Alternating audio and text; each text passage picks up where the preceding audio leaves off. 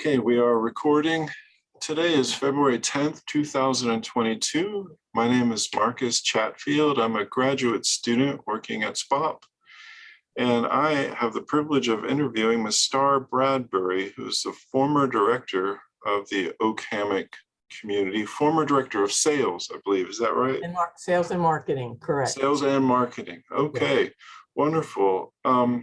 So this is our first interview for the Hammock History Project. As far as I know, I think it's the first one. Okay. So how did you get involved as director of sales and marketing?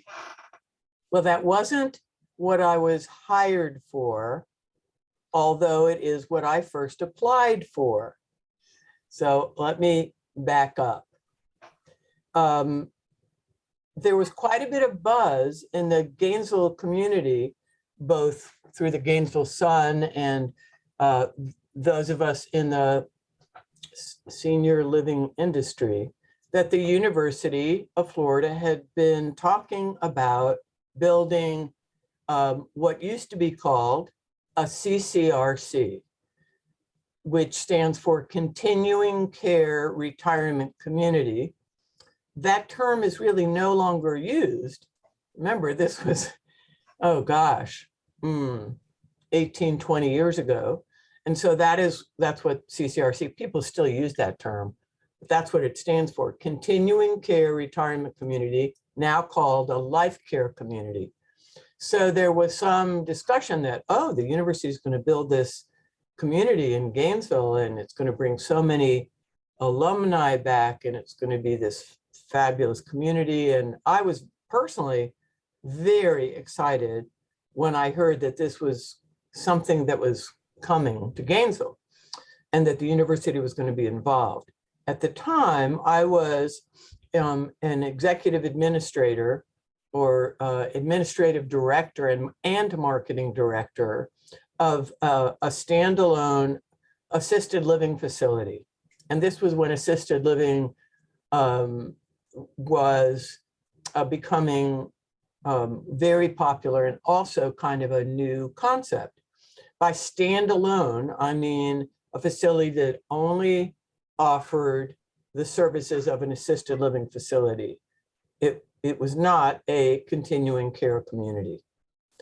And in that position, I got to experience, Marcus, firsthand, what did not work. What did not work about a standalone assisted living facility.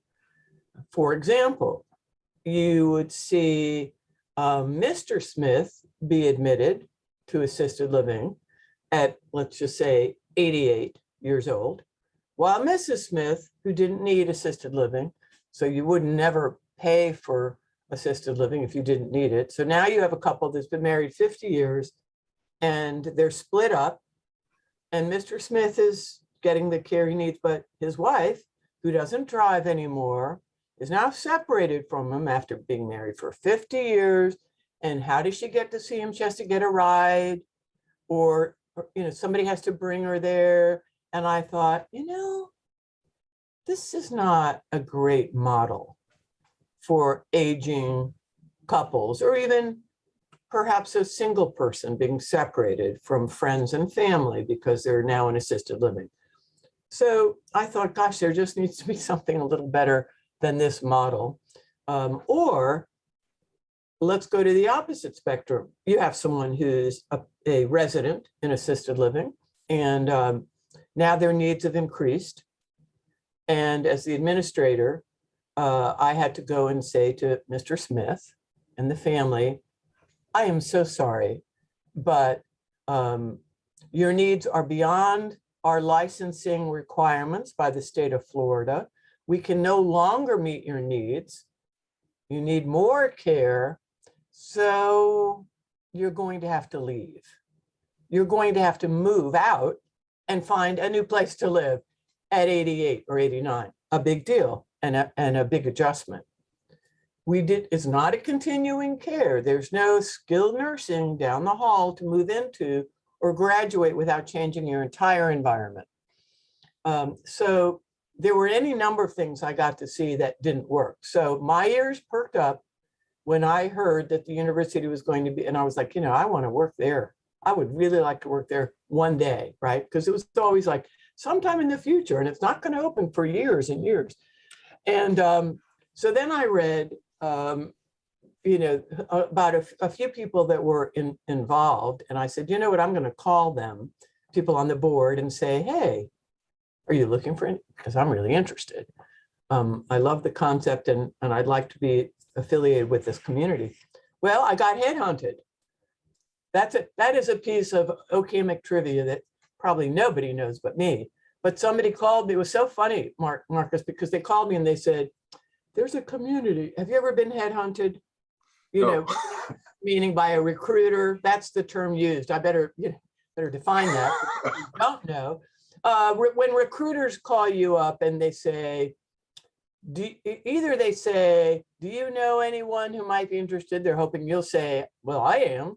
Or we are calling you specifically, which in this case they were. We have heard that you have this experience in senior living and, you know, blah, blah, blah, blah. But they were trying not to tell me the name of the facility because they don't want you to cut out the middleman. That's how they earn their money. Okay, all right. So I have no problem with that. So I was like, oh, you're talking about the University of Florida Life Care Community. They're like, what? I said, you know, Gainesville's a pretty small town. I've lived here already for, you know, X number of years, and I already know about it. But don't worry, you know, I'll play by your rules, and I'll be happy to interview for this position. So that's what happened. I'll never forget this interview. Oh my God. You know, the entire board of directors was there. You know, there must have been 25 people around the table. It was a big deal. It was one of those interviews you're like, oh boy, okay, game on.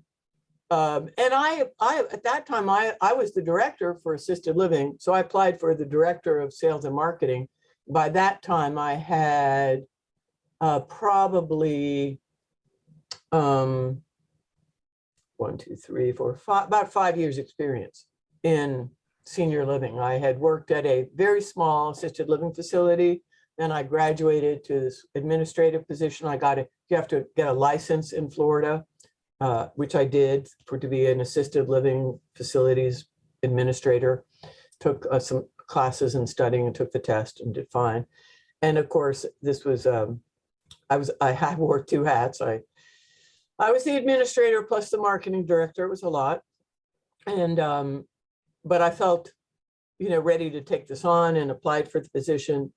And it turns out that they had another person in mind as a director.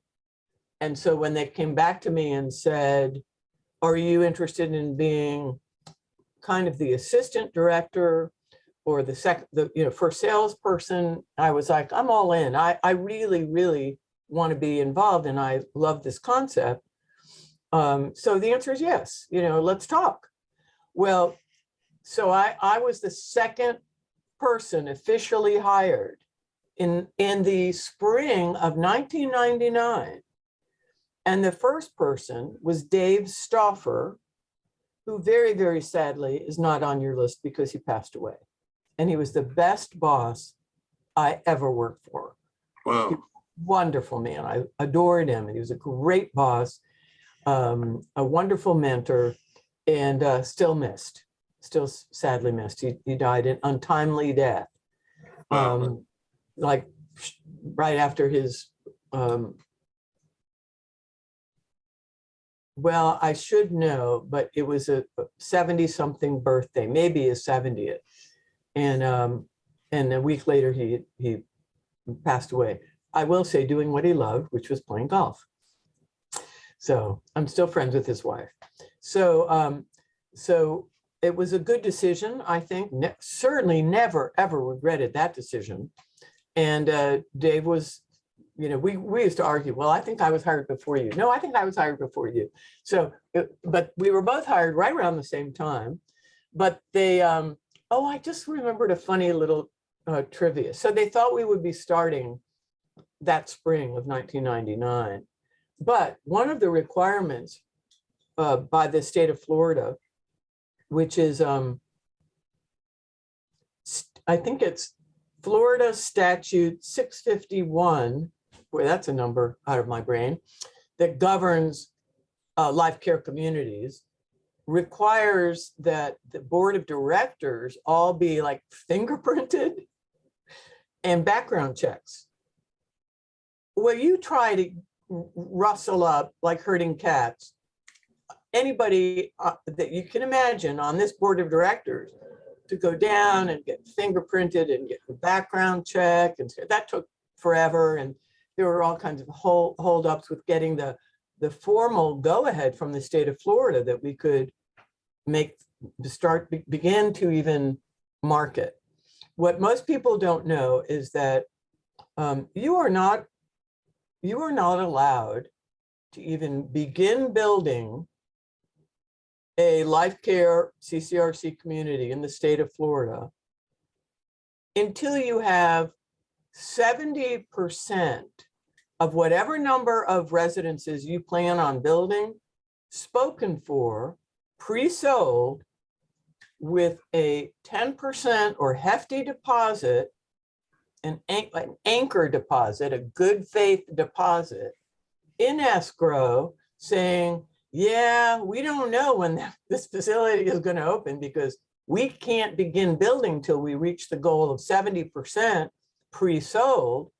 And all those deposits are required by Statute 651 to be in escrow, so we can refund them if we never reach the magic number. And has that ever happened in the state of Florida? Yeah, it has. It has happened. So when I kept hearing it's not going to open for 3 or 4 years or whatever they were saying in the paper, I was like, gosh, that seems like I guess it's going to be a big project. It's going to take that long. No, they knew it would take that long to pre-market, reach the number 70% sold of, I'm trying to remember exactly, 57 club homes and villas and 200 and some odd apartments of varying sizes, homes and apartments of varying sizes. And so they were hiring people before 2 or 3 years. They had to get a team in place to sell. We were on a model center, Marcus, on 34th Street. They took out, it was just from the outside, looked like your standard, fairly unattractive little strip mall.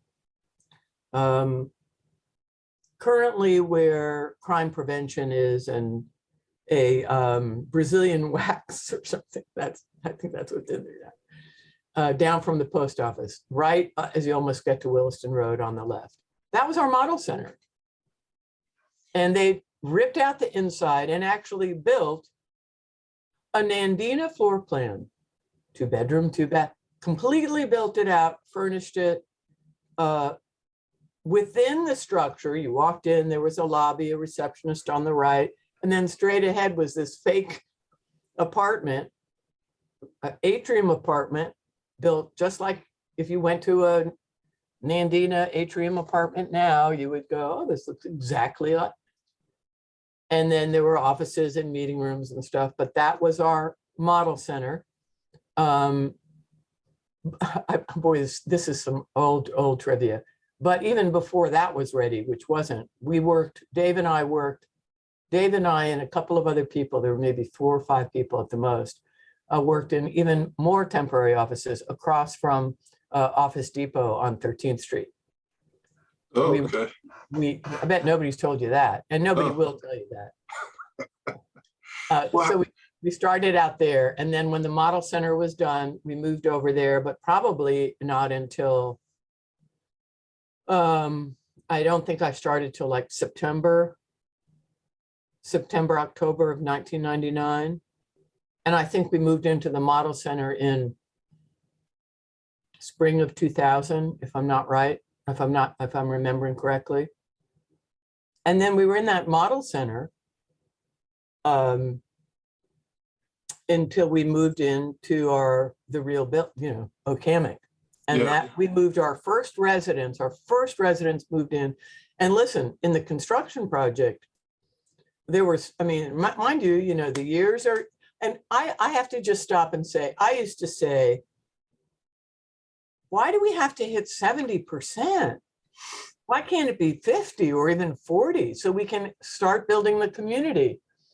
And here's what I heard from those in the know. 70% seems high, but you will have a 25, I think it was 25 or 30% cancellation rate between the time you take deposits, the time you're actually open and moving people in. I said, oh, we will not. No, these people are committed. They're not going to change their mind. Here, but I was wrong. It's like, I was wrong and they were right. We did have, and not because people changed their mind that much, but because you've got a population where things change pretty quickly. Even though the average population was much, much younger, Marcus, than your standard life care community, much younger. Our average age when we first started marketing was, I'd say, mid-60s, which is at minimum of 10 to 15 years, minimum younger than you would expect. Wow. But people were excited, and so I also don't think most people know that we marketed, our agreement with the university was that we would market solely to alumni first. So alumni,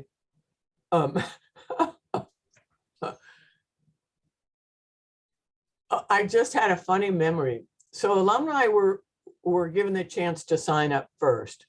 And we started by taking deposits. I think it was $1,000 to get on the wait list. And I can remember Dave Stoffer had a shoebox. I'm not kidding, like a shoebox. This is my funny memory, filled with $1,000 checks. Because we started marketing and we had, the University of Florida has a fabulous database. It wasn't hard for them to give us lists of thousands of names of age and income qualified in Florida and all over the United States. And people were like, oh my God, you're building, you didn't have a name. You're building a retirement community, near campus, sponsored by, I am in here for $1,000, refundable. I am all in. The checks were, he was opening up and like a shoebox full of checks. I was like, oh my God, what are you going to do with this shoebox?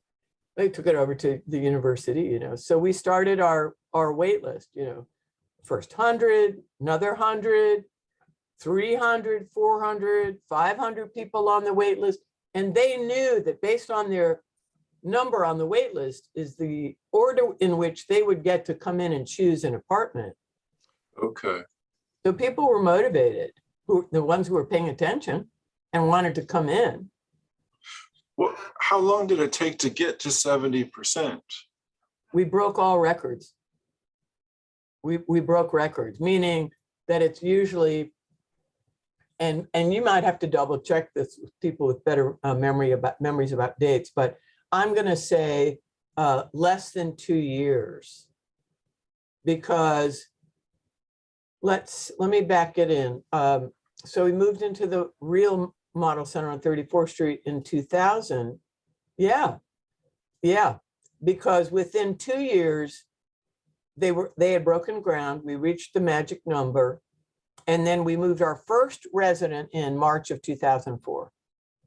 And wow, they weren't finished with building 2. I mean, people were so eager to move in, Marcus, that the state required, with good reason, by the way, all the rules that govern life care communities are solid, valid, legitimate reasons that protect the consumer, the potential resident, from fraud. In all the years I've been in senior living, there were plenty of people I talked to who said, well, yeah, I sent in my money and they never even opened and I lost my money.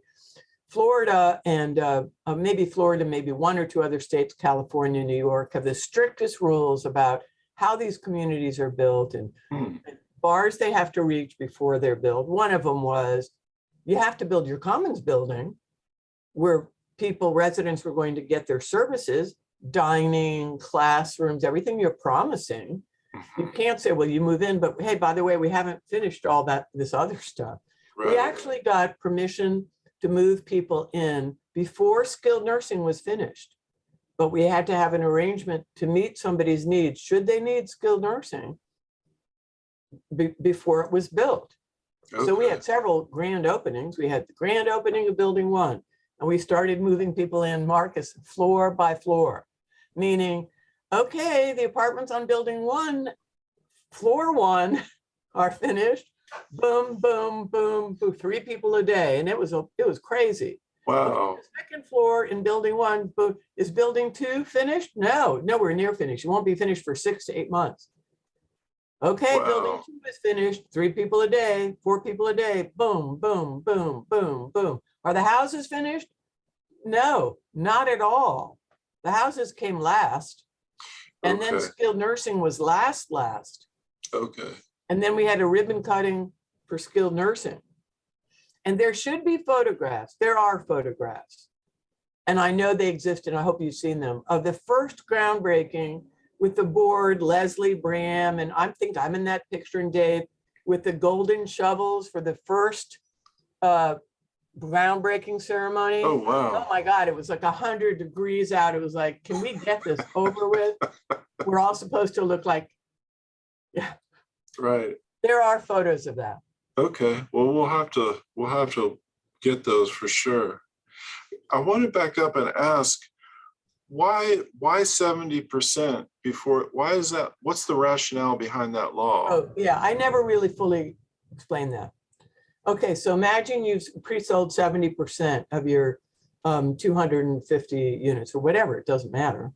The number is the same. I don't think that's changed over the years. And you have and I can't remember, but let's just say a 25 or 30% cancellation rate. Okay, so now you're moving your residents in, right? And if you had only set the bar at 50%, Marcus, and then on top of 50%, you have a 25 or 30% cancellation rate. Mhm. Now you're opening a community that needs to sustain itself financially. How? Not just Okay. entry fees, but monthly fees. Now Okay. you've built 250 units. You only have 25 sold. You only have 25% of your residents coming in paying monthly fees. That is not going to sustain a community that's trying to fill up. And in fact, they also said, this is another interesting point, it's going to take you, I think it was like 3 years to reach, and you have to talk to a numbers cruncher, to reach what is called stable occupancy, which from a startup, that's a term associated with a startup where, you know, you're moving people in. You can't move in 200 people, even if it was already, you know, you have to stage it. So we just staged it floor by floor. So, you know, they have to know that your goal is stable occupancy. You have enough monthly fees coming in to sustain that operation successfully so that you have financial stability to meet the needs of the members who have lived there and honor your contract with them. You Mhm. can't start marketing at 25% and hope that you're going to reach stable occupancy in time to establish a stable income that can Okay. sustain that. Does that make sense? Yeah, absolutely. Great Yeah, question, though. Yes. that makes So sense. you can go for 70. No, it's not going to be 70. At 50, you can recoup, but it's going to take you years of selling once you're open to make up the deficit for the cancellations and what life happens. My husband died. I'm not coming anymore. My wife passed away. I'm moving closer to my daughter in Illinois. We've changed our mind. We're not coming. Life happens. Right. Right. That makes sense. It would So- protect the people who bought in early. That makes And sense. that's good. Yeah. That's, Yeah. and you want that. You want those deposits in escrow to refund if it looks like it's just not going to fly. I can tell you this, Marcus, it's been my opinion for the last 20 years that if it weren't for the affiliation with the University of Florida and the kind of tremendous support we got from the University of Florida and those critical initial board members, OHOP would not have been a success. If somebody just decided out of the blue to build a life care community in Gainesville, that wasn't affiliated with the university, didn't have all of the benefits that that affiliation has given OChemic, it would not have been a success. Why do I say that? Well, I worked for Praxis, as you know. Well, okay, so when I was hired, and I'm trying to remember because it changed so many times. I mean, I was there 18 years, okay? And I ended up becoming the director of sales and marketing, and I was trying to remember when that happened. I'm guessing when I say 2005, 2006, Dave Stauffer was promoted to the CEO, and I ended up becoming the director of sales and marketing, and that's the position I held for till I retired in 2018, I think. So, Okay. I think I'm trying to remember. At some point, who I worked for changed hands a couple of times. But predominantly, I worked for Praxis, which was the management company that the board of directors hired, and they had a contract for the marketing, the financial, very complicated financial startup costs, Right. and bonds, selling bonds, and they sold bonds, and Jim Cater can answer those questions when you interview Okay. with him. Okay. And we made the bonds available to our pre-sales list. And a lot of people bought bonds for OChemic, and that's traditional, but that's not unusual, to fund startup costs for CCRCs is just like hospitals sell bonds. That's what we did. So Praxis had the contract for marketing, finance, and management. Okay. And it stayed that way for many, many, many years until somewhere around, I'm guessing here, 2015, the board said, we don't need Praxis anymore. Also not that unusual. We're grown up now. Okay, and we want the CEO to report directly to the board. We Right. don't need a middle company with high management fees. We're stable now, and certainly they are. Right. So you mentioned that it wouldn't have been so successful without that original board. Absolutely. And you mentioned your interview. What were they looking for in your interview? What kind of questions were they asking, and how did it compare to other job interviews you've been to? It was probably the toughest job interview, just by virtue of the number of people, at the table. And of course, to say that they wanted this project to be a success is absolutely an understatement. The university was really engaged, really committed, and all in. And that was John Lombardi. And then he tapped Leslie Bram and a few of the other key people who really wanted to see this community be a success. And so they knew. And also, when people said, what are you selling? You don't have anything to show? Where are the other floor plans? The other 20 floor plans. This is it, this Nandina? That's all I can see? It was a virtual community sold on faith, hope, but not charity. Oh, that's funny. Yes, it's like, this is going to happen, and besides your deposit, and they were making deposits of 50,000, 20,000. It wasn't a little amount of money, and that was to reserve a specific apartment. Let me be clear.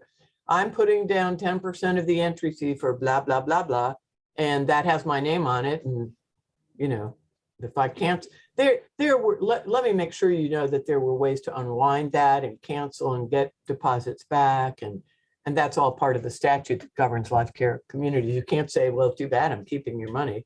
No, Right. not even Right. today. Not even if you sign a contract and then you change your mind. There's all kinds of protections, which, again, there needs to be, and there are, and there should be. But the university, there were, and Leslie will be much better at answering some of these questions, but I'm going to say we had at least 20 affiliation agreements with 20 different colleges at the university that put in writing what they felt their affiliation was going to be with OHOP and what they could bring to the table. I mean, everything from the College of Pharmacy, which I believe still exists, where they, at least when I was working there, they would come from the college. You could sit, a resident could make an appointment, come and say, here are all my medications in my shopping bag. Or I have a question about this new medication. And then, of course, the obvious affiliations that because you have the health pavilion. That's the term they use for the health pavilion, is the term that is used as the, what I call the hammock, okay, of long-term care, assisted living, skilled nursing, memory care. That's what continuing care is all about. And the promise of a life care community, and God knows, don't get me started on this. People are going to roll their eyes because I could talk for an hour, but a life care community, why is it? I mean, I have a video, you should watch it on my YouTube channel that says, what is a life care community? And, the underlying question, is it worth the high cost? And the answer is, in many ways, yes. I'm a huge fan of the concept, and in particular, OHOP. So the affiliation agreements played out in fabulous ways. The university, did you know that the Institute for Learning and Retirement opened years before we physically opened? We held classes in the Model Center on 34th Street. Wow, that's great. So people started taking classes at the Model Center a year or two before we ever opened. And then it's just grown and grown and grown and grown. How could we do that? It was sponsored by the University of Florida and OHOP. And back then it was, might have been Elder Hostel that helped launch it. That's all changed. And Sarah Lynn is the person to ask about that. Sarah Lynn McCrae. She was the person most in charge of the ILR back then. And was for many, many years. She was director of member services, and at one point I think they called her the dean of OHOP, but mostly she was director of member services. So she's really the person to ask about that. But as far as affiliation agreements, between the College of Medicine, the College of Nursing, College of Pharmacy, and then the ILR had all kinds of invitations to alumni and emeriti and current professors to come and teach. Well, see what, that's just grown and by the way, the ILR is open to anyone in the Gainesville community. Oh, wow. To live at OHOP. Wow, I didn't know that. It has been, yeah. And I think it's like $30 a year for dues and $10 per class for class materials. It's a fabulous lifelong learning opportunity for anyone in Gainesville that's interested in lifelong learning. Wow, that's great to know. Yes, yes. Wow. So I'd say you should ask what percentage of people are active in it now that don't even live at OHOP. It's pretty high. Wow. So the university was all in and really gave it the kind of support financially. Some of the seed money, and you'll find this out, Frank Duckworth. I don't know the name. Ring a bell? No. Frank Duckworth was a very successful attorney out of the DC area. He really, really believed in life care community. And he made a significant loan for seed money for OHOP before it was known as OHOP. And then I think he may have gifted a good portion of that loan. I'm not the person to ask on that, but I believe that the central courtyard, as you walk into OHOP and you look up, that beautiful open air courtyard, I believe is still called the Frank Duckworth Gardens. Okay. Okay, and that's why. And he was a wonderful, generous man who saw the vision and believed in it. Leslie is the person to ask about that. I think she went up with maybe Paul Rebell. Okay. Is Paul on your list? Yes, he is. I don't remember, but you remember? Oh, you want to write that name down. He was on the board, or he may have actually still been working at the university. and he lives at Okammock now. Okay. And I'm remembering, and I'm not positive, but I think Leslie and Paul went up and spoke to Frank Duckworth. And of course, there were other people as well, but that's the name that really comes to my mind. Okay. And is this a common thing for universities to be affiliated and so involved with the retirement community, or was this a new thing? Was there a model to follow? That's a great question, Marcus. And the answer is, it was kind of a new thing then. And it's not as if other universities hadn't, but the board was really, really smart. They traveled. Leslie and quite a few of the other board members traveled to other universities, met with universities that had similar communities, really took the time to educate themselves about what was working and what didn't work.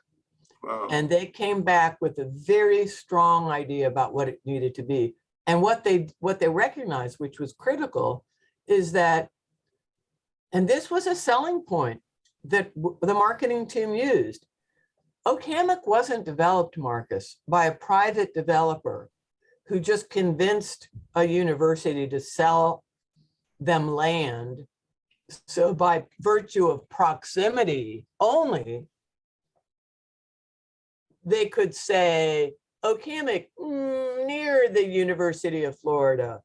Okammock kind of sort of affiliated. If you like look behind the curtain, how much are you affiliated?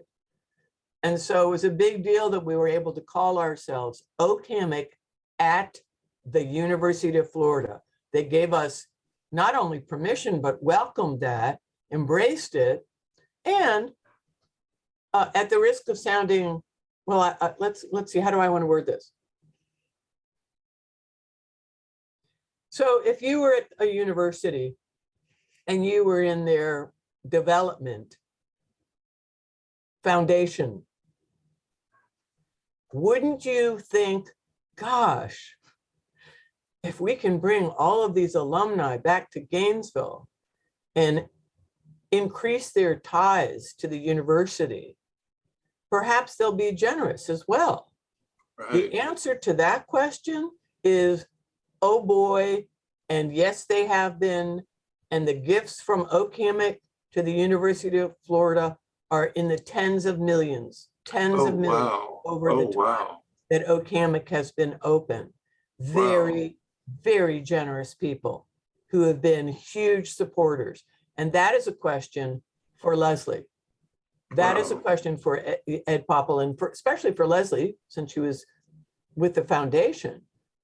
And so that gamble, you might say, no, educated prediction was correct. Right. But people would be surprised. And you should ask Andrew Davey, we're still friends, wonderful coworker. He's the CFO, and he's been there from the very, very beginning. So he and I go pretty far back. You can ask him what percentage of people who currently live at Okammock have no affiliation whatsoever with the University of Florida. And you would be surprised. I think it was probably like 25 or 30%. That's what I'm remembering. And you would say, well, why would they pick Gainesville? Because if you look at like any of the retirement surveys and retirement magazine and blah, blah, living, retirement living, Gainesville has often been picked. Why? University, whether you went here or not, people who've lived in a university town who are very well educated appreciate the difference of living in a university town, number one. Let's not make that number one. Good healthcare, excellent healthcare. Okay, check the box. University, check the box. Cultural life, check the box. Sports, yep, check the box. No taxes in Florida, yep. Nature, you love nature? So Gainesville is going to continue to grow, Marcus, tremendously, because you can check all of those boxes, and all of those boxes are important to seniors looking for the right place to retire even if they didn't go to the University of Florida. Now, Right, this is a good segue into, people used to say to me, well, what don't you like about OHOP? And there isn't much. You know, it's a fabulous group of people. People say, well, I'm not a huge Gator fan, so I'll never fit in. You don't have to be a Gator fan to live there. You don't. There are people there that don't go to any games, and there's people there who wouldn't miss any game, but you don't have to be. right. You can just like the ILR, lifelong learning, the cultural life, the climate, and you'd be happy as a clam. Right. So it's not everything. There's some myths. There's some myths about OHOP. Have to be a Gator? No. Of course, the Right. other myth that we heard all the time, don't I have to give all my money to OHOP? No. You have to pay an entry fee. Right. And when people used to say, well, what don't you like about OHOP? And here's what I would say, and I meant it. Not everybody can afford it. It's an expensive place to live, but it's also a fabulous place to live. And it answers the big question, Marcus, the big, overarching question. Can you guess what that might be if you were 70 or 75?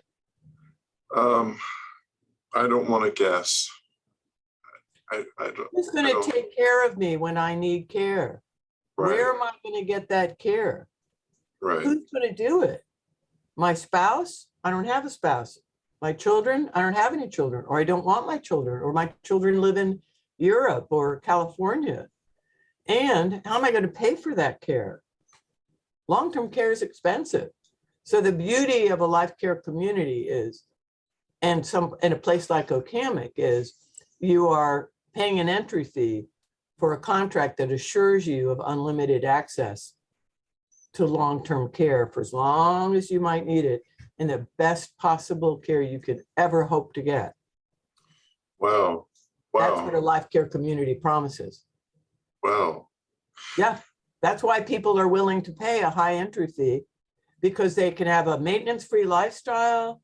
They don't have to worry about their house, their lawn, their broken fixtures and appliances. All of that's taken care of. They can really live a wonderful, healthy lifestyle focused on lifelong learning, and be with like-minded people who are well-educated and are interested in life and are active and have a goal of keeping their minds and body healthy for the most part. Now, is that Yeah. true of every single resident? No, Yeah. but it's true of many. So How do you think OHOP compares to similar life care communities that aren't affiliated with a university? Like, what's unique about it? well, there's a couple of things that make it unique. Like, for example, if you told me, and this happened, people would call me up. I spent, years talking to people about OHOP, and I would say, sometimes I don't think OHOP is right for you. Now, why would I say that? Do you have a golf course at OHOP? No. Are there retirement communities that have golf courses? Yes. Well, I play golf every day. Well, I'm not interested in lifelong learning. I got enough of that in college. I'm not interested in, I don't think this is right for you. How many formals do you have? Do people dress up in formal attire? Is that required in the dining room? No. The members voted that they didn't have to wear coats and ties. And there are communities that do require that. Oh, wow. Yeah, there are. That's what I mean. We don't have any Right. formals. You can show up in jeans or a long dress if they have when they have a New Year's party. So, it has to be, OHOP is going to attract people who are interested in the fabulous classes that the ILR offers in political science, in history, in politics, in art, in languages. I mean, you've looked at what the class schedule is. It's impressive. Yeah. It's not bingo. Right. It's not, let's go on a field trip today to play miniature golf. Right. That doesn't mean that's not what people want. I'm just saying that Hammock is not the community that's going to give you that. Right. So it may not be the right plus, you know, one of the questions I tell people, because I'm in consulting now. I started my own consulting business when I retired. And so people consult with me all the time about Hammock and life care communities in general. And I teach them how to shop intelligently for any community. And one of those questions is, you know, do you have a political affiliation? That might be important and it might not. Right. But it might be very important for someone. Right. Are they going to be happy in, you know, they're conservative, they want a very conservative community. I wouldn't call Hammock conservative, although I'd say it's probably more 50-50 than you think. But, you know, do you want a liberal? Is that important to you? Now, the other thing is that, I don't know if you know this, Marcus, but the history of life care communities, it came out of religious heritage. Oh, no, I didn't know that. Life care communities were all affiliated with a religious group, and many of them still are. For example, Westminster, blah, blah, blah, Westminster Presbyterian, and they're all over the United States. If you see the term Westminster, it's a Presbyterian affiliated. Now, that doesn't mean the same thing in 2022 that it did in many, many years ago, where 90% of the population was Presbyterian. That's probably not true, but you should ask. You know, so there's the Kendall communities, very, very good reputation in the United States. Kendall community, Quaker affiliated. Oh, that's their origin story. okay. And when people used to say, well, does Hammock have any religious affiliation? The answer is no, we don't. Our affiliation is with the University of Florida. Right. So again, you might, like, there's a naval retirement community, military up in a Fleet Landing, up in Jacksonville. You might not be real happy there if you weren't retired Navy. So what's the origin story of the life care community? And does that resonate? Does that resonate for what you're looking for? So Hammock would be suited for someone who really likes a university town, lifelong learning, a curious, open-minded population that's interested in maintaining an engagement in life. Wow. And the university knows that, and they foster it and they encourage it. Now, I don't know, you should ask what kind of affiliation agreements. They rewrote them all a few years ago. Just before I left, or just after I left, the board was in the process of reinventing the affiliation agreements with the university. When you find out, let me know, I'd be curious. Okay. Yeah, so, okay.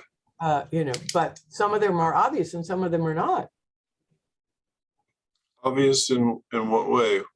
Oh, College of Medicine, College of Nursing. Oh, right. Pharmacy. But it goes beyond that. Well, it originally did, and I think it probably still does.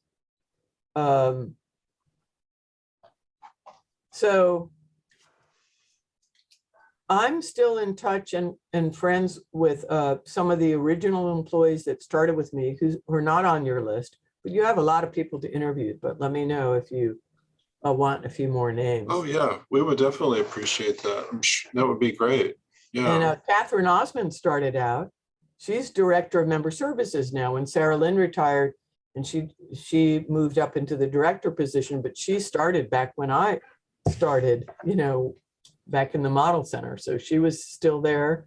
We're still friends, of course. And Dave isn't here with us anymore, but I think you'll get a lot of information. But if for some reason you want to speak with Dave's wife, Gail, you can let me know, because he was the first director of sales and marketing.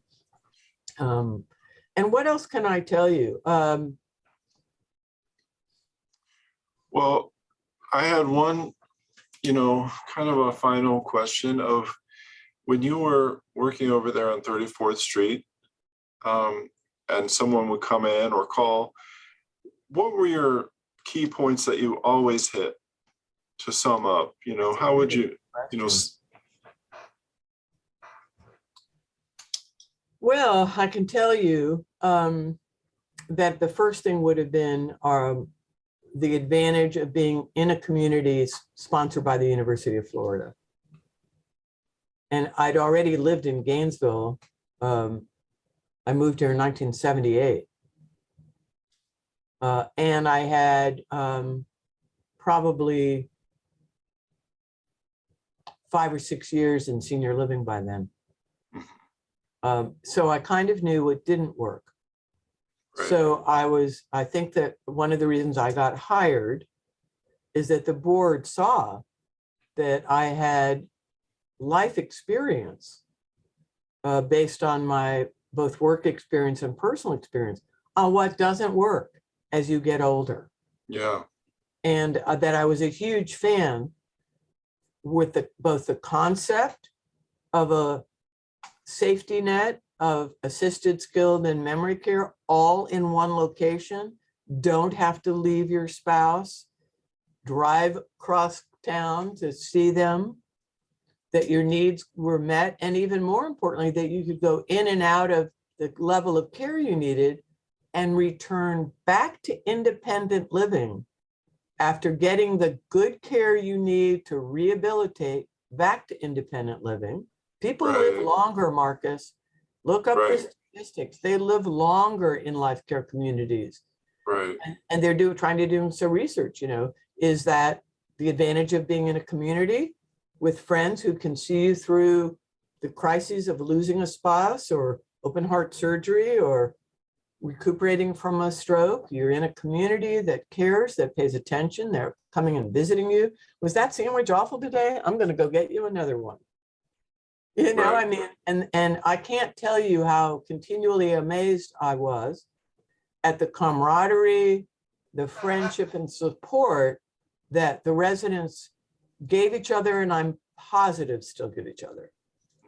So I would tell people the advantage of a community, and especially a life care community, can meet your needs as they change over time in a flexible manner, guaranteeing high quality care at a very discounted rate.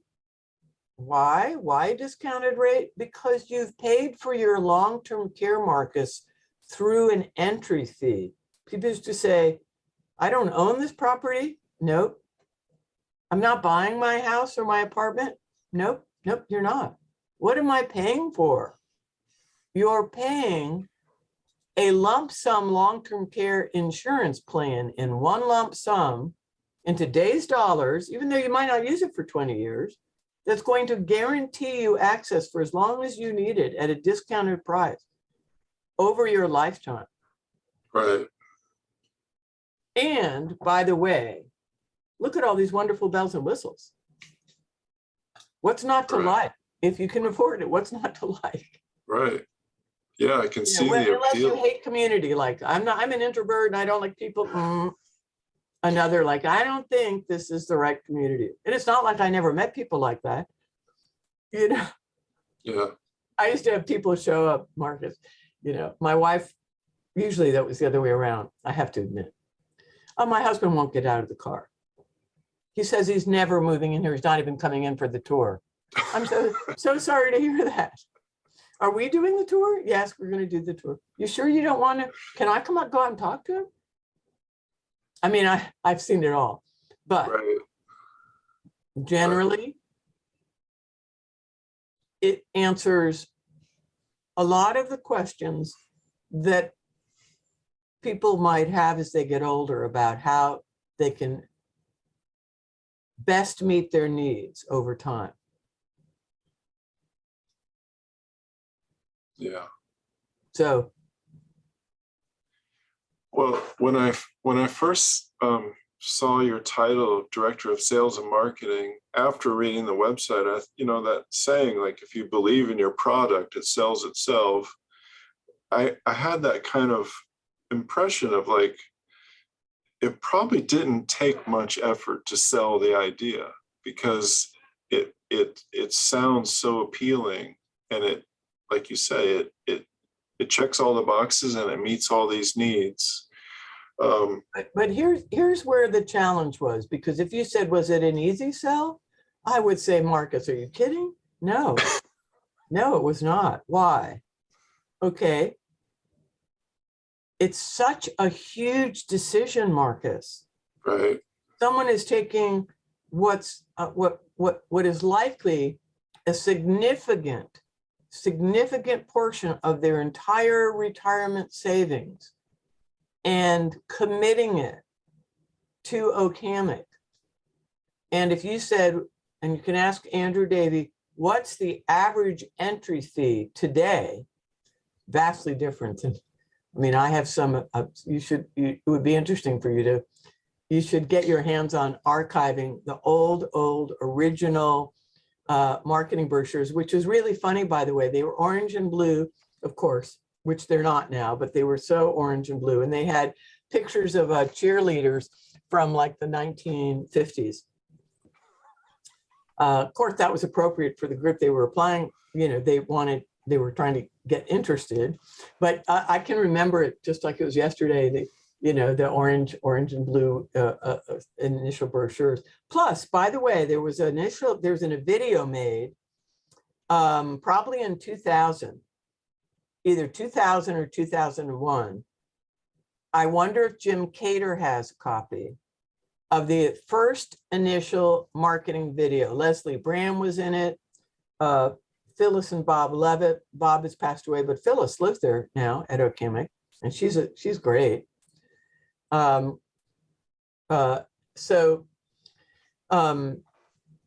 would be fun to get your hands on. But from a marketing perspective, I used to, whenever I trained my staff, I would say, be respectful of the fact that people are trying to decide if they are going to pay you $300,000, $400,000, $500,000. And now, today, the average entry fee is probably closer, average for two people, at least 400,000. I don't think I'm too far off. So is that an easy decision? Absolutely not. Do people make fast decisions? No, and they shouldn't. Right. The longest sales cycle, this is what's called in the sales business, a long sales cycle. What do I mean by long? I mean that the average length of time it took people to make a decision was measured in years, Marcus. Wow. Years. They would come and visit. They would do a tour. They might come back in 6 months or in a year. Okay, I think I'm going to get on the wait list. I'm not, and people who plan ahead, by the way, it's still like this. I used to say, if you think you want to move to OHOP, you have to get on the wait list. It's even if you got on the wait list, and I had a client last week, even if you get on the wait list right now for the blah, blah, blah apartment, there could be 5 or 6 people ahead of you. And you may not get what you want for 4 or 5 or 6 years. And that is true for any really top-notch life care community.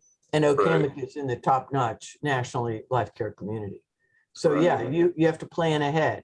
Now, you may or may not. Planning ahead means getting on a wait list. Usually that's a $1,500 wait list deposit, refundable for any reason, but you better plan ahead. You can't just decide I'm going to up and move. And if someone came in and made a really quick decision, I would talk them out of it. I would say, I've done this so many times. You know what? Why don't you go home and think about this over the weekend? And then if you still feel as strongly as you do, then you send it. Let's do a reservation agreement, because I want a decision that's solid from my clients. Comfortable, I'm all in. This is the right thing for me, and me and my partner or spouse. Yeah. Yeah. Big That makes a decision. lot of sense. People don't make a fast decision on this. The longest time, 10 years. I figured it out once. The longest couple, 10 years. Wow, that's amazing. The big decision. Yeah, And I as hadn't thought of wonderful as that. it is, it's still a big decision. Right, right. You know, one thing we didn't talk about so far in this interview is some of your early experiences that prepared you for this. You mentioned your job that showed you what didn't work, Right. or your job experiences that showed you that. Are there any other early experiences that are important to you in your work at Hammock, or formative or influential? Yes, both professional and personal. So I had two sets of parents because they divorced and remarried. And for the most part, I got to see again what not to do, how things did not work out well. My father and stepmother lived in New York City. My father would have come to Florida, but my stepmother was adamantly against it, so they didn't. Let's fast forward to the future where he is now in skilled nursing outside of New York City, and my stepmother is trying to visit him by taking public transportation and a subway, and because she wasn't driving, and so that did not work out well. Then she's alone in New York City in an apartment.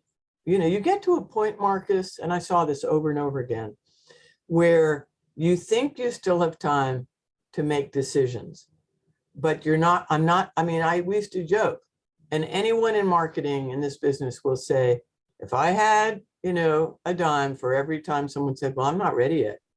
Gosh, Mrs. Smith, last time I saw you was 3 years ago, and you got on the wait list for a Cherry apartment. I'm calling today to tell you that your name is up and there's a Cherry apartment. What? It is? Oh, I'm not ready yet. And I don't want to get in the weeds on this, but to get the contract that most people want, Marcus, what's called the life care contract, you have to pass a health assessment. You can't pretend you can live in independent living when you no longer really can. You waited so long, you need to go pass, it's like Monopoly, pass, go, and go straight to assisted living, because you ain't going to independent living because you waited too long and you procrastinated, you threw the dice, you didn't win. And I've seen people do that over and over and over again. So that's why I'm in consulting now. And my emphasis, making a plan to age successfully. It doesn't just happen, Marcus. You have to make a plan. You have to decide, how am I going to age successfully? What's my support system like? Where do I currently live? Who's going to meet my needs when they change? How can I make sure that I will be able to maintain my independence for the longest possible time? Right. So I saw a lot about, okay, how can somebody plan to age successfully? What kind of decisions should people or families and adult children do to make sure that that can really happen, or at least improve their chances tremendously? Right. We can't control fate, we don't know the future, but there's certain things that are certainly predictable. A lot of things you can do. So, my experience in assisted living, standalone assisted living. Oh, I also ran a memory care. I was also the administrator of a dementia-specific assisted living facility before I came to Hammock. Wow. So and then my parents and their decision or making or not. My stepfather actually lived at Hammock. After my mom passed away, I moved into from Fort Lauderdale to Gainesville. He lived in an apartment about a mile from me, where I live here in Gainesville still. And um, things became very difficult for him, and he really couldn't live alone anymore. And I sold his condominium here, and he lived at Oak Hammock for the last year of his life. He did not live in independent living, you know, too late for that. He went straight into memory care to get the care that he needed, you know. So I also got to take advantage of the services Oak Hammock offers for my stepfather. Right. Right. Yeah. So I've had a lot of experience, 24 years in senior living, and I have a wealth of practical and personal and professional experience in what works and what doesn't work. And I'm still a huge fan of a life care community. And it's not like Oak Hammock is the only one, you know, but if it were, I would sit down and interview somebody, just like you're interviewing me, and say, what is it you want? What kind of a lifestyle are you looking for? You know, and well, have you thought of this? Have you thought of that? And, you know, and then are they want to stay in Gainesville? Do they already need assisted living? Are they in crisis? Are they planning ahead? I hope. Are they going to move to Portland to be closer to adult children, and they are looking for a life care community there? So your experience at Oak Hammock really showed you what does work, and probably informs your professional consulting practice now. So you have the experience of what doesn't work, and then you have the experience of what does work. It probably makes you an excellent consultant, having both of those perspectives. Yes, and I don't try to convince people, Marcus, because the truth of the matter is that if I was helping a family, or let's say an individual, that had a very strong support system, meaning their 3 kids lived down the block or a few miles away, and their nephews and nieces, and they had a big family support available, willing, and I want to stay in my house. I'm going to age in place. That's what it's called, aging in place, which I'm not a fan of for 90% of the people I talk to, unless they have a really, really strong support system. The first thing I'm going to say, well, how safe is your house? Is your house safe? How many staircases are there? Is there an entirely fully equipped, handicapped accessible bathroom on the first floor with a bedroom that you can live in if you can't go up the stairs anymore? No? I think maybe we should talk about, you know, do you want to downsize? Do you want to remodel? Do you want to look at the advantages of a community? What communities are available to you? What can you afford? You know, so that's what I mean by there is a lot of things you can do ahead of time. Don't wait till you fall and break your hip to modify your bathroom. Modify it now. Right. If the plan is to stay and age in place in your house. So right. there's no simple answer. There's no like, check the box and this is going to work for everybody. You know, it's going to depend on what your personal situation is, what your family support system is like, what your preferences are. Do you have a partner? Are they 10 years older than you? Or, you know, what is their health like? Age doesn't, just because the person's older doesn't mean, I've seen plenty of couples where, listen, in my family, we were 100% sure that my stepfather would die before my mom. They both had health issues, but his were far worse. But guess what? God had other plans. Somebody had other plans. That's not what happened. You know, and had I known what I know now, I might have said, gathered the sisters and said, well, you know, but what if that's not an assumption, it doesn't pan out? Now what? You know, so I'm a big believer in developing alternative plans, plan A, B, C, because, and you know, people, listen, I talked to tons of people who had deposits at 3 life care communities. well, we're going to put one at Okamic, but there's one in Michigan where our son lives, and then our daughter's in Maryland. Put deposits on all of them. And then Right. see what's going to unfold. If you know you're Right. going to have to downsize because you have a big house, most people that I talk to that moved into Okamic, 9 out of 10 of them had a house in which at least 2/3 was never used anymore. Well, we had a 4-bedroom house, but the kids left. We still have it. And we use our, so I would say, measure the space you use and look for a comparable apartment. You're not duplicating the house you're leaving and coming to Okamic, because every square foot at Okamic, ka-ching, you're going to be paying for. Do you really need a spare bedroom? Why? Why do you need a spare bedroom or two? There's guest rooms there at Okamic. Oh, So I didn't know that. yeah, they have 2 guest rooms that you can rent out at a very reasonable rate, and they're always full. I'm sure. Yeah. Yeah. So I do remember this. It's a funny story. There was an argument up on the board about why do we need 2 pools?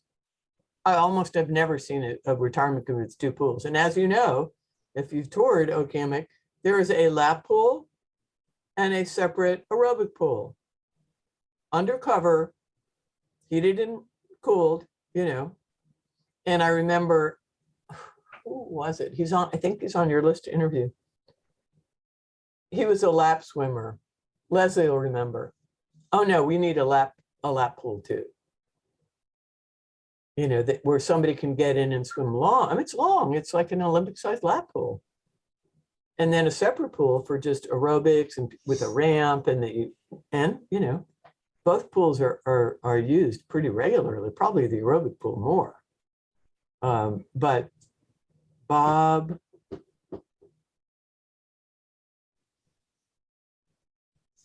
Leslie will remember his name. Okay. Who said, "Yep, we're doing both pools." I mean, Okamic put a lot of money. The board chose to put a lot of money in the common space.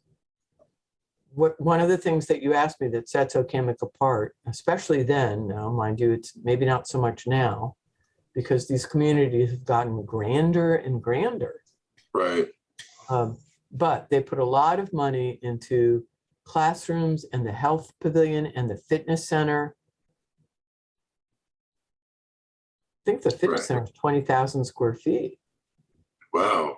I mean, you can walk into some of these retirement communities, Marcus, and and here's our fitness center, and it's like a 50-foot room with a few exercise bicycles. And the College of Health and Human Performance has a contract to run the fitness center. So it's staffed by smart, well-educated, knowledgeable, personal trainer type people who run the entire fitness program and can help design a personal fitness program for you. Right. Well, yes. You can see that I'm no end of conversation about Okamic. This has been wonderful. I've learned so much. You're a great person. It's a great first interview for me because I learned so much. Is there anything that we didn't cover that's important to you that you'd like to? Oh, let me think.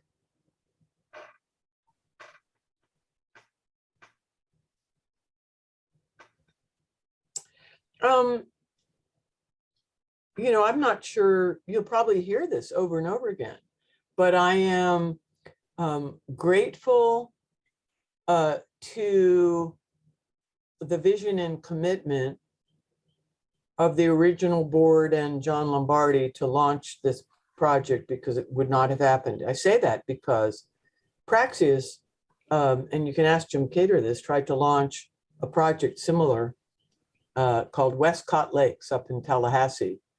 with Florida State. And in fact, at one point, the board allowed me to, when things were going very, very well at OHOP, they allowed me, Jim Cater, to help launch that project. So I would work in Gainesville on Monday, drive up to Tallahassee and work up there Tuesday, Wednesday, Thursday, come back and work at OHOP on Friday. And that project never launched.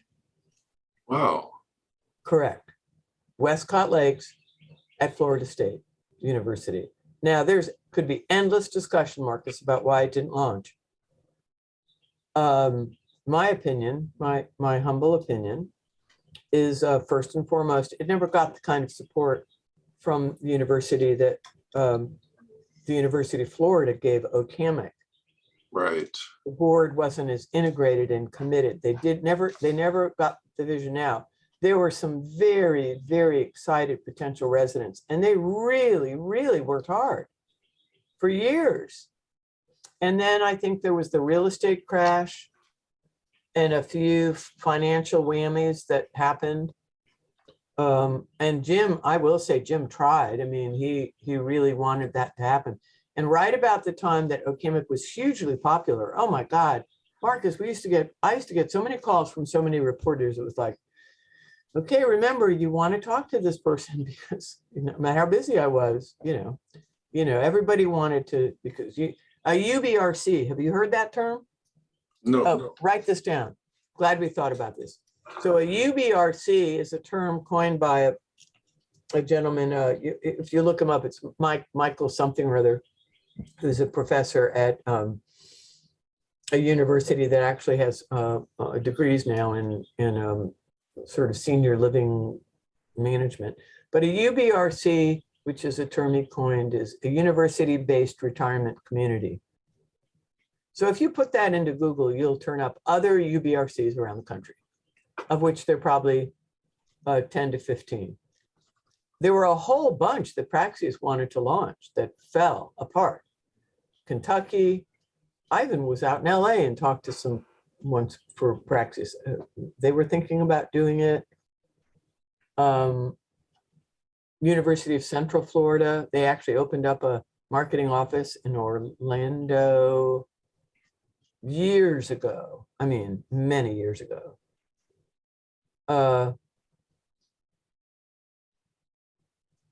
Is Rocky Top Kentucky or Tennessee? Tennessee, according to the song. Okay, thank you. I told you I'm not into sports.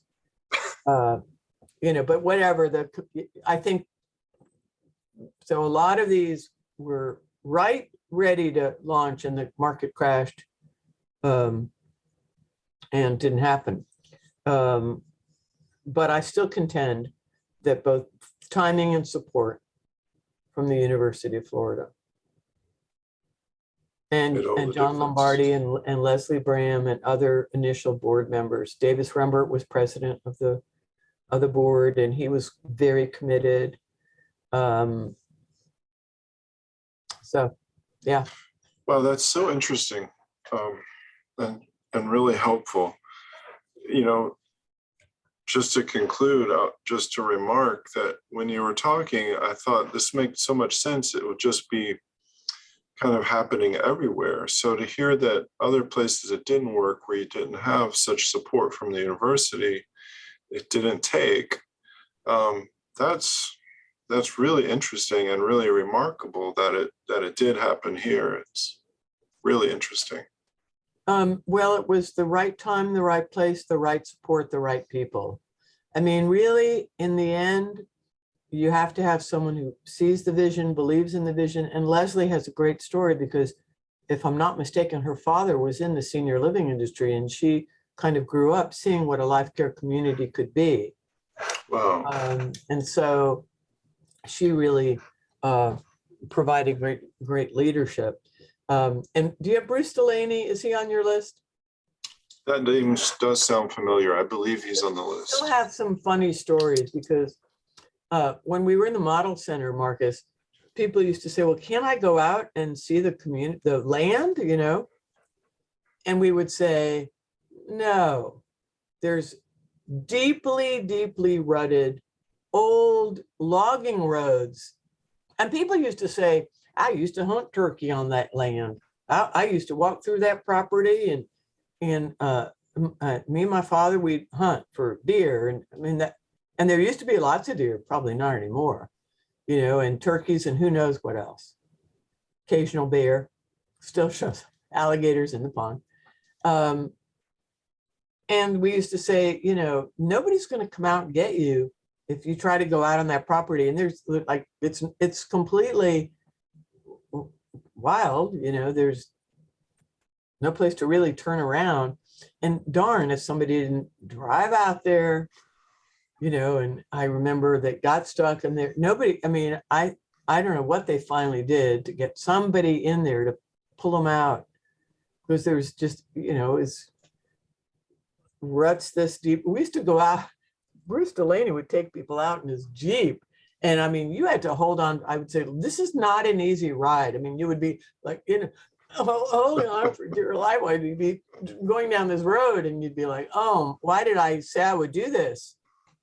But at one point, people could go out, and Bruce Delaney had every lot staked out, and you could stand in front of the undeveloped lot and say, now, okay, they're leaving that tree, right? So my house will be right here. And I remember going out with Bruce and him, saying the road's he planned the road to curve just like this around the trees. And he would say, now that's where he had a vision too, Bruce Delaney.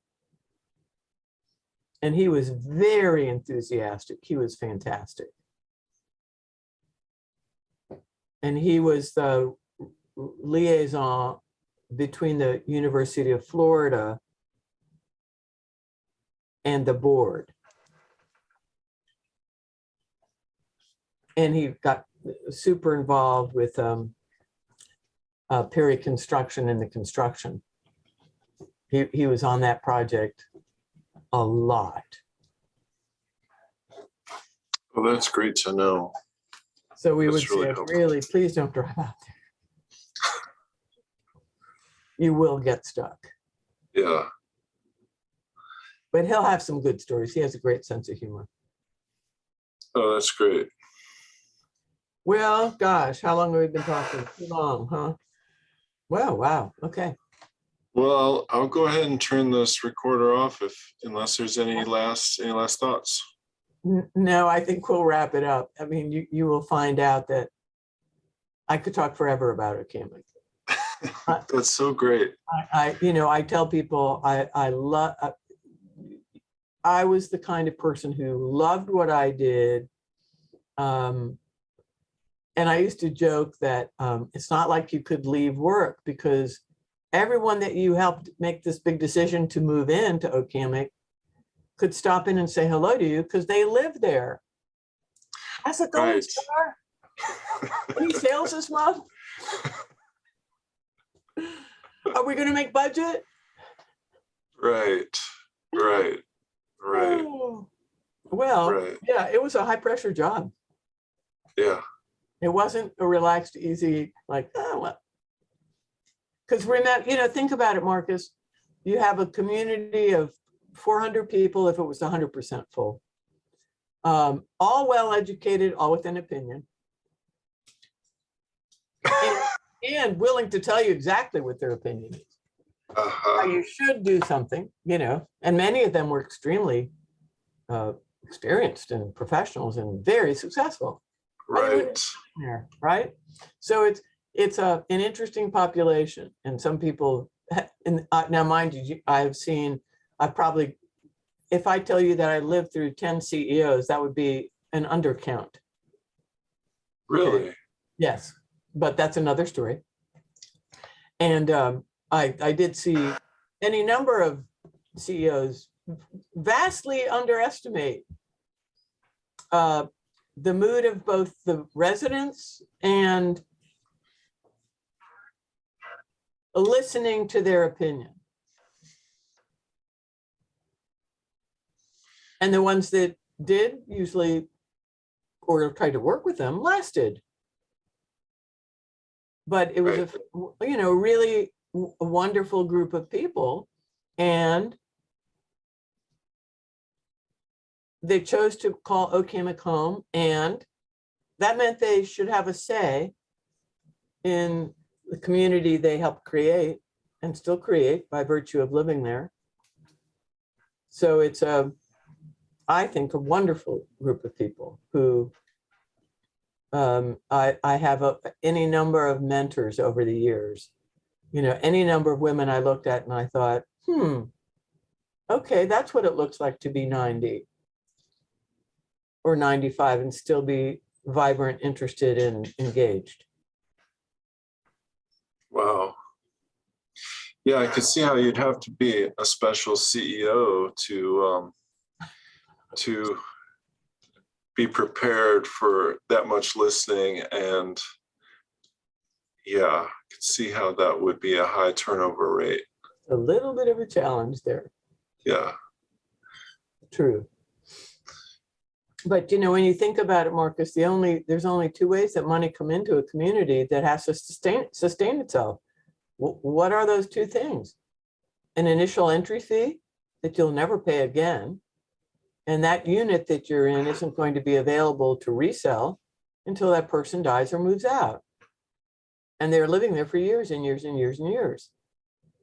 And so there are actuarial programs, and Andrew Davies, the number cruncher, about every year he would say, I think that this year we'll probably have X number of units available. Well, he didn't know, but there's programs that will predict this based on population. And so we would sort of know. So most of the time he was pretty accurate. And then the only other source of income are monthly fees. That is based on occupancy rates. You can't run a community at 50% occupancy, Right. Which goes back to startup. When are you going to reach stable occupancy where you're up to a level of regular monthly fees? And it took I never thought it would take as long. I think it was Tony Ewert's on your list, right? I don't remember. He is. He's absolutely fabulous. Wonderful man. He worked with Praxis for years. He hasn't for years, but he was there. And he used to say, oh no, I think we're going to be 3-4 years before we hit stable occupancy, which is also traditional. And that is true. Why? Because you're moving people in at the same time people are moving out or dying or whatever. So it's 3 steps forward, 2 steps back, 1 step forward, 5 steps back. So stable occupancy is not something that's going to happen until time. Right. And a good marketing team. Right. Right. All right. Well, good luck with the rest of your interviews. This has been fun. I got to just, talk forever about something I love. Well, thank you so much. I'm going to turn the recorder off now. Okay.